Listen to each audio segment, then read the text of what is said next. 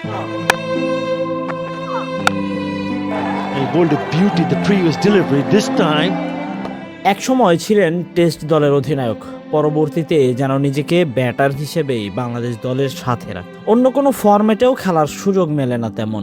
সাদা বলের ক্যারিয়ারটা তাই খুবই ছোট। লাল বলের ক্যারিয়ারে নিজের সেরাটা দিয়েই দলের পাশে থাকার চেষ্টা করেন সবসময়। হ্যাঁ, বলছিলাম মমিনুল হকের কথা। ইনডোরের পাশের নেটে মমিনুল হকের বোলিং নিয়ে আলাদাভাবে কাজ করতে দেখা গিয়েছে তাকে। টেস্টের এই অভিজ্ঞ ব্যাটারকে বোলার হিসেবে প্রস্তুত করার কারণও আছে। মমিনুলের বোলিংটা কাজে লাগাতে চান নাজমুল হোসেন শান্ত। 34 বছর বয়সী এই ক্রিকেটার ব্যাটিং বোলিং দুই ভূমিকাতেই একাগ্র থাকেন সবসময়।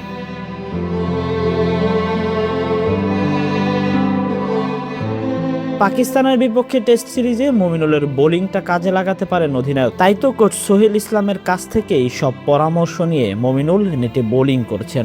দেশের মাটিতে পাকিস্তানের বিপক্ষে 3 পেসার ও 2 স্পিনার খেলালে বিকল্প স্পিনার হিসেবে মমিনুল তার জায়গায় কতটা সফল তা হয়তো বলার অপেক্ষা রাখে না।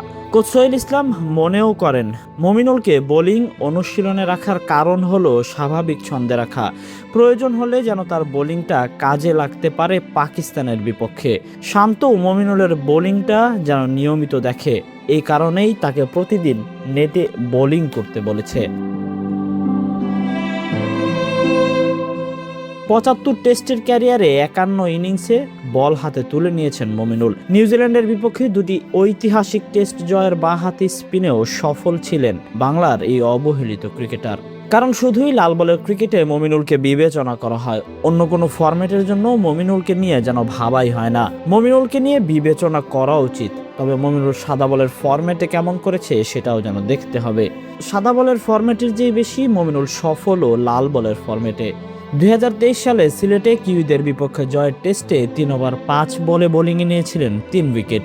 51 ইনিংসে এখন পর্যন্ত 162.1 ওভার বোল করেছেন মমিনুল হক। সামনের দিনগুলোতে মমিনুলকে কেমনভাবে বিবেচনা করা হবে, সামনের দিনগুলোই মমিনুল কিভাবে কাটাবেন, লাল বলের ফরম্যাটে নাকি অন্য কোনো ফরম্যাটেও পেতে পারেন সুযোগ, সেটাই দেখার অপেক্ষায় ভক্তরা।